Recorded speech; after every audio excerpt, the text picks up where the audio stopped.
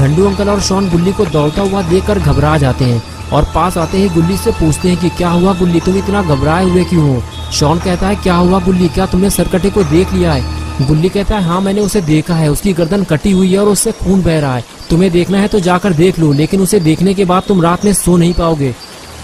Shawn बोला गुल्ली अगर ऐसी बात है तो हमें यहाँ से फौरन निकलना चाहिए, स्कूटर हम बाद में ले लेंगे, हमारे पास टाइम कम है, समझो मेरी बात को। झंडू अंकल ने कहा गुल्ली कहीं तुम उसके ज्यादा पास तो नहीं गए थे, क्योंकि उसे पता चल जाता है कि उसके आसपास कौन है और फिर वो उसके पीछे पड़ जाता है। तभी शॉन ने कहा उधर देखो कोई हमारे पास आ रहा है। सरकटे को पास आता देखकर झंडू अंकल और शॉन वहां से भागने लगे।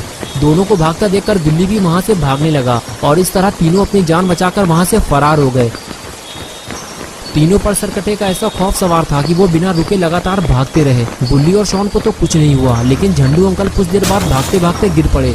जल्दी से गुल्ली और शॉन ने अंकल को जमीन से उठाया और कुछ देर आराम करने को कहा। गुल्ली बोला अंकल आप थक चुके हैं, कुछ देर यहाँ रुककर आराम कर लीजिए। शॉन ने कहा गुल्ली ज्यादा देर तक यहाँ रुकना भी ठीक नहीं है, वो सरकटा किसी भी वक्त यहाँ पहुँच सकता है। झंडू अंकल ने कहा शॉन ठीक कह रहा है गुल्ली, तुम लोग मेरे लिए अपनी जान खतरे में मत डालो, जितने जल्दी हो सके इस जंगल से बाहर निकल जाओ। मेरे अंदर अब इतनी ताकत नहीं बची कि मैं और दौड़ सकूं। जाओ यहाँ से चले जाओ, सरकटे के यहाँ आने से पहले इस जंगल से बाहर निकल जाओ।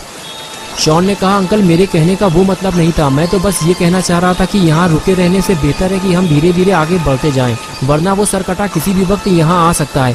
अंकल ने कहा हाँ शॉन मैं समझ सकता हूँ तुम्हारी बात, लेकिन इस वक्त मैं और आगे नहीं जा सकता, मुझे थोड़ा टाइम दो, मैं बहुत थक चुका हूँ। अंकल की बात सुनते ही गुल्ली ने कहा शॉन तुम एक काम करो, उस मोड़ पर जाकर कुछ देर के लिए खड़े हो जाओ, झंडू अंकल को कुछ देर आराम कर लेने दो, जैसे ही सरकटा इधर आता हुआ तुम्हें दिखाई दे मुझे बता देना। गुल्ली की बात मानते हुए शॉन फौरन उस जगह जाकर खड़ा हो गया जहां गुल्ली ने उसे खड़ा होने के लिए बोला था। लेकिन शॉन को बहुत ज्यादा अलर्ट रहने की जरूरत है, जरा सी लापरवाही तीनों के लिए मुसीबत बन सकती है।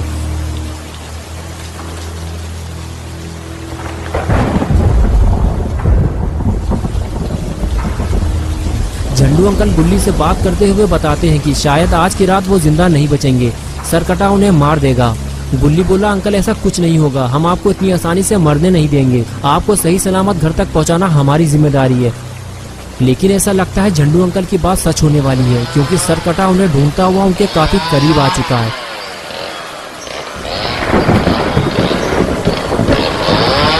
लेकिन शॉन दूर से ही सरकटे को आता हुआ देख लेता है और फौरन गुल्ली के पास जाकर उसे अलर्ट कर देता है।